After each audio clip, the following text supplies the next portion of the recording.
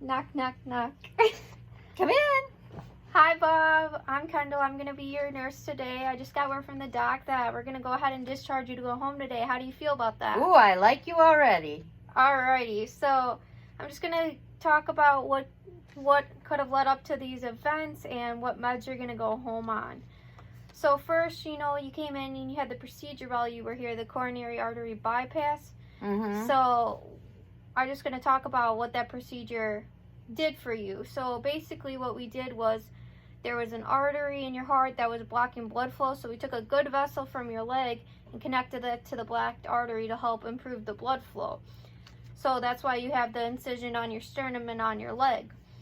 And then also, I know I myself and many other healthcare professionals had told you that smoking's not good for you and all the things that it can do for you, which it can cause a lot of damage to your heart, which is why you might have needed this surgery. So it's really important that you try to stop smoking, especially because you're going to be going home on this oxygen, and while you're on this oxygen you can't smoke because oxygen and fire could start a fire. So I don't know if anyone's told you like what smoking actually does to the heart. So basically the chemicals that are in cigarette smokes, they enter the body and they cause the cells around the vessels to swell and cause inflammation, which narrows your vessels, which limits the blood flow in your body. Smoking also puts additional stress on your heart, making your heart have to pump harder, and it makes it have to have more oxygen demand. So when you're smoking, you're depriving your heart of oxygen that it needs, which is why you might have difficulty breathing.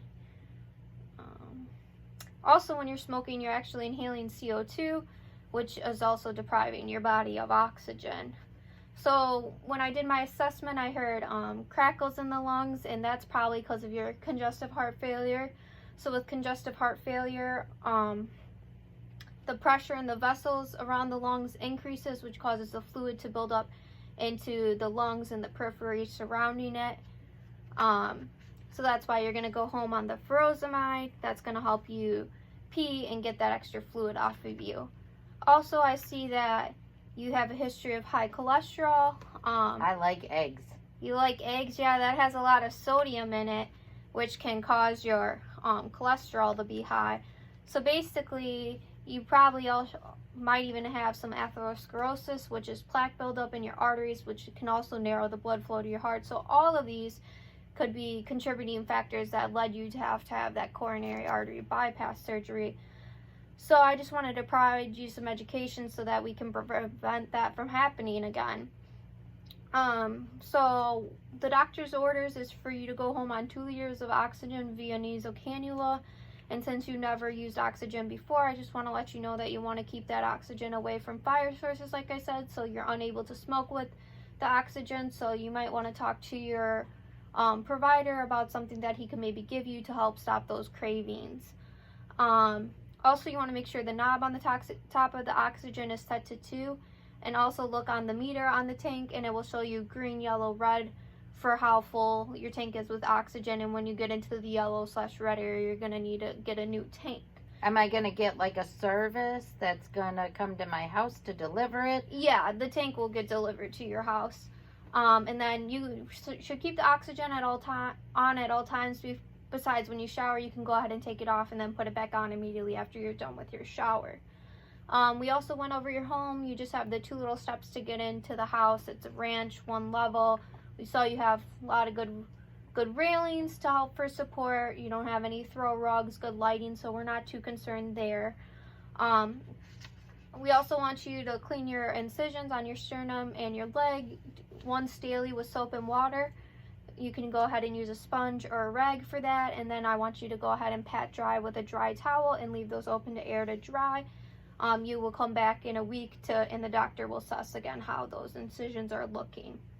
We're going to put you on a low sodium diet to prevent that high cholesterol and plaque buildup in the arteries. So you might not be able to have eggs every day.